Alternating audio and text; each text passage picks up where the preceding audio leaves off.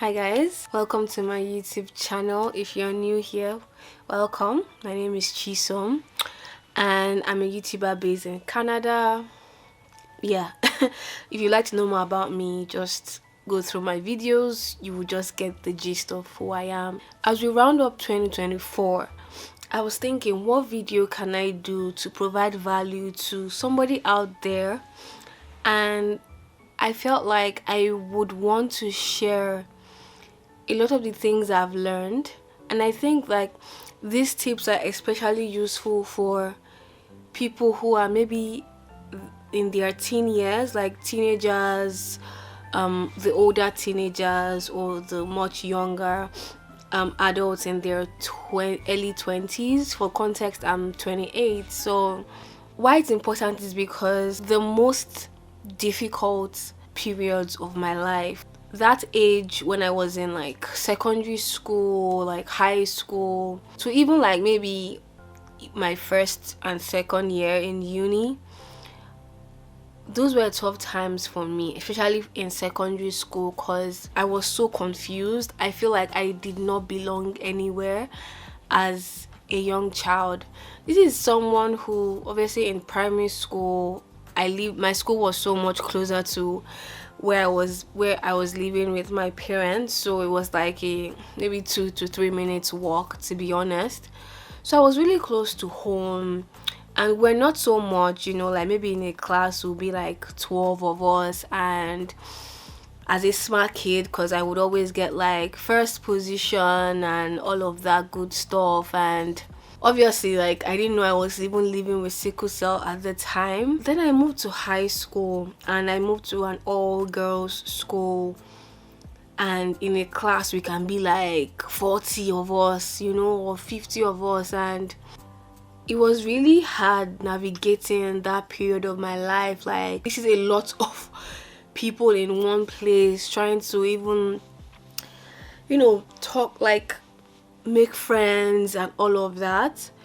The thing is, growing up, I was never really someone who would just want to like make friends. Like, I was just really, it took me a while to actually like get to know people or even like be friends with them. Like, throughout my high school, I ended up having just like 2 very close friends in all my 6 years of staying there.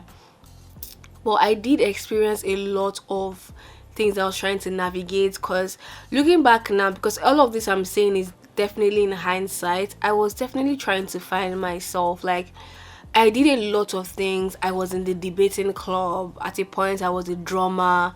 I don't even know if I joined the choir at some point. I'm not even sure. We had a thing where we'll just be reading news during assembly, keeping everybody informed. I did that. I even tried to dabble in sports. For obvious reasons, that didn't work out. And I was a very sheltered kid, so my parents were very, very protective of me. Like, I was that kid that if I dialed my dad to come to school, he would come that minute. Or if I dialed my mom to come to school, she would come that minute. I wasn't allowed to go out, like. Then you see people, they will be like, oh, we're going to, then it was is it ICM that was raining then, like, oh, we're going to ICM, like they had like cliques and like all those kind of things, and I wasn't able to participate in that. And of course I felt left out. I felt like, you guys know now, like, oh, this one, she's not a sabi babe, that kind of thing. Like, her parents don't allow her to go out, and honestly, as even as a teenager, like, then my mates, they're already like, as a woman, like they're already, growing boobs, the hips were showing. But like, I was such a late bloomer. Like, I didn't start blooming until like my uni days. I will even lie to you. So I was like, everybody was just going through all these changes, and then there was me, like nothing was happening. I wasn't even like, I didn't just fit anywhere. The best place I fit was obviously like with those that took their education seriously. But even at that, I wasn't consistent, and not being consistent was not any fault of mine. It was just because I would fall sick regularly, and it would just take me are back. So this semester I can come like third position, next semester I'm like 11th, next semester I'm like, so it wasn't even consistent. So some teachers did not even take me seriously. Like they just felt like I was just a wannabe smart student, because this today I'm third, tomorrow I'm 11th, today.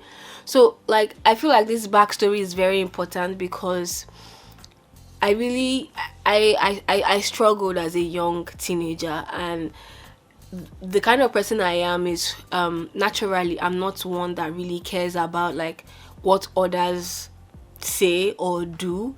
But the way I was brought up, where my mom would be like, okay, you know what, if you're a Nigerian, you get the drill where you are just like brought up consciously in a way that you always had to have in mind what others would say, and that was not just who I was. So I always struggled with that, or even just being like acting like a lady, like I'll be my mom, I can remember then she would buy me this gown, she want me to wear it, and Chisom was very very okay wearing like joggers and slippers. Like I just didn't care. In fact, at some point I was like a tomboy, and I'm thankful I was a tomboy in that era, because if it's now, with everything that's going on and the wokeness, they might have mistakenly, like gone to go and transition. But that wasn't the case. It was just I'm just someone that gravitates more towards things that guys would typically do. Like I'm not like a girly girl. So imagine just being that kind of person. It was such a confusing place to be, at the age of 15, 16, 17. And then I got into uni, and I was like, okay, now my parents are not here anymore. Okay, all the things that they really sheltered me from, I want to now see it by myself. And that did not last. I quickly realized that, like, at the core of my being, I'm an introvert who doesn't like to go out, who is okay with having like one or two friends, and just focused on what she's focused on. Like I'm still very bubbly. Like when I get comfortable around you, I'm so bubbly. I can laugh. Like my laugh is the loudest. You get that kind of thing. Like the energy is there, but only if I'm comfortable around you. So even the partying, I think I did that once, and I'm like, nah, this is not me. But all in all, like you get the drill about like just a summary of my teenage years to my early 20s. So maybe like 21, 2021. So in all of this, now just looking back, as a 28-year-old woman, and looking back at that phase I was in my life, I really just want to go back and just give that girl a hug and let her know that everything would be okay. But obviously I can't do that. The next best thing is for me to reach out to other like teenagers or like young people, like young adults from like between 20 to 21, or even like some people have not even learned these things in their 30s. So really anybody's welcome to watch this video. So here are some things that if I could see my teenage self today, these are some of the things that I would tell her. One thing I'm going to tell any teenager out there is, trust me when I say that what you're going through is not peculiar to just you. Some of the things you're going through in this particular age is something that you need to actually go through that would form your later years. Like you're probably sitting down feeling maybe you don't know where you belong. Maybe you're not like an it girl or an it boy. Or some people just come from maybe better families than you do. It's not something that's peculiar to you, trust me. And at the end of the day, like in life, what really matters is what you do with what you're given. Some people come from the best, like the richest of homes, but it's ultimately up to them to do something with that privilege, right? you as you go through life, you would see that some people would even misuse that privilege. Some people would not even end up blossoming. Some will actually end up blossoming and making use of that privilege. But at the end of the day, it's like, what about you? What you have, whatever you have now, like, how are you going to make use of it for a future that you desire? Also, like, everybody's going through something. Every single person is going through something. Like, you end up growing up and you be like, at the end of the day, like literally everybody's going through something. You're probably thinking now in your teenage, like, okay, this person seems to have it all. They have the best phones, you know, they have the boys flocking around them. Like can we talk about the boys for a minute? They have the boys flocking around them. They go to parties, they have friends, they have crowds, they have people that want to be them. In the grand scheme of things in life, I promise you, it does not matter, honestly. The only thing that matters in your life is always constantly trying to be the best version of yourself. Like, tune out all the external noise, right? And focus on you. Now, probably, you know, like, I mean, iPhone 16 just dropped, and if teenagers are going through anything similar to my own teenagehood, like, having the latest phone is also a leveler. I can remember during my time, that was even when BlackBerry was reigning, you know, and like we had people like their parents would get them the BlackBerry Easy Curve or something, the ones with the QWERTY pads. And there was me with my Samsung slide phone, you know. Automatically the people with the most latest phones, they already had, there was just already like a clique, like, oh, like in terms of ranking, they rank there. My dear, you get to a point where, like, if like right now, if I want to get iPhone 16 now, I can buy it, but it's not just my cup of tea, because things like this do not matter. I think asking yourself that, okay, would this matter years from now? If it won't matter, there's no need, like, you know, disturbing your pretty self about it. I think another thing that, you know, like, I would tell every teenager out there, because honestly, for me, speaking about myself, I can be very strong-headed. Like, my parents would consider me a stubborn kid, because once I felt convicted about something, there's nothing you can tell me. You can only pray that God removes the conviction. I was that kid. But looking back, I feel like right now I'm at that point where I give my parents more grace. I get to understand that they're just adults who think that whatever they're doing is for your own good. Like, if you bring the Bible and tell them, swear that what you're doing is for the good of your kids, your parents will most likely swear that whatever they are doing is for your own good. They believe it in their heart. They are coming from a good place. But the thing is, it's true that sometimes it's not always for your own good. Like, it might not be like, I mean, that's where all these people come up with trauma and the likes, or maybe they didn't enjoy their childhood or something. But believe me that you would grow up giving your parents more grace, because when you also grow up and you're in that position, you'll be like, okay, wow, like, I'm 28 now, and I know my mom married, like, I think when she was 30, then she gave birth to me in her 30s, and I'm just thinking, like, wow, like, she had all these commitments at that age, you know. Like, she had like more than one, like 3 kids already in her 30s. It can't be easy. It definitely wasn't easy, do you get? And also with the lower privilege that came with being a woman in those days, like, now when I think about it, I just exercise grace even to my father. Like, these people are just adults trying to do what's best, very best for their kids. So whatever it is you're going through, and probably you're like fighting with your parents, like no, no, no. Just understand that many times they are coming from a place of love and care.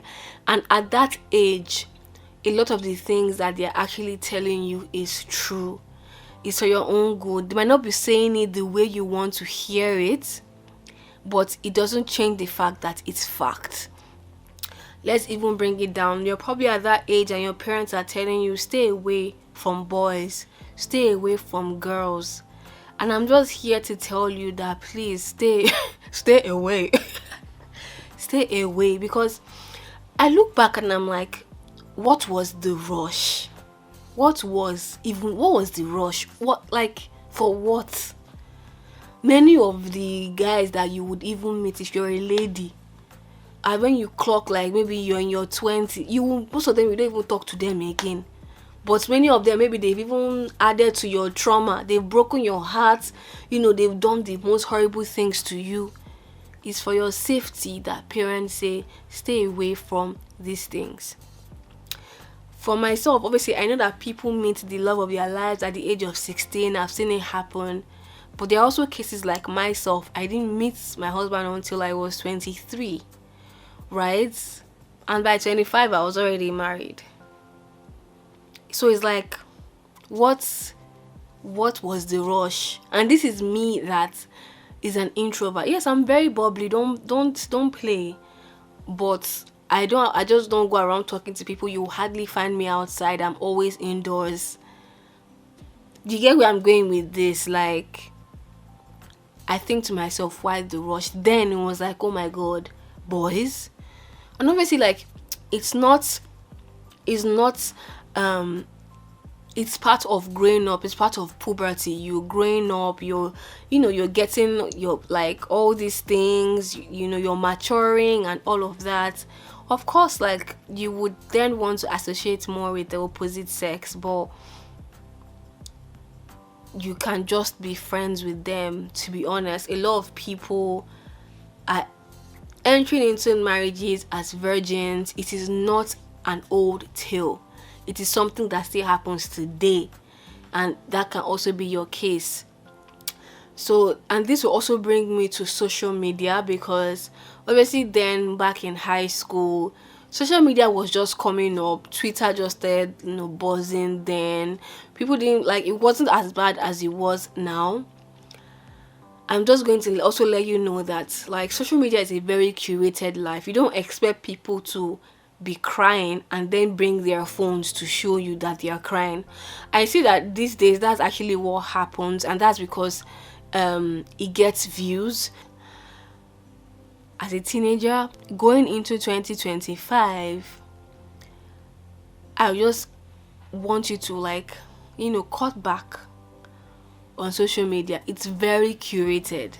People, you don't understand how much peace comes with, like, a level of isolation. And isolation does not come, it doesn't mean like isolating from your loved ones, people that really care about you, people that you can swear that if anything, you need anything in life, bad as it bad, these people will always have your back. No, but isolation from people that don't even matter. You're following people on Twitter, your social media, Instagram. I have a theory that the rise of depression and all of these people, the trauma, everybody being so sensitive, is because of social media. It's true. Take a step back and use your own head to think. Don't let what people say direct you on the way that you should think. Think for yourself. It's that period in your life where your esteem will probably be the lowest, right?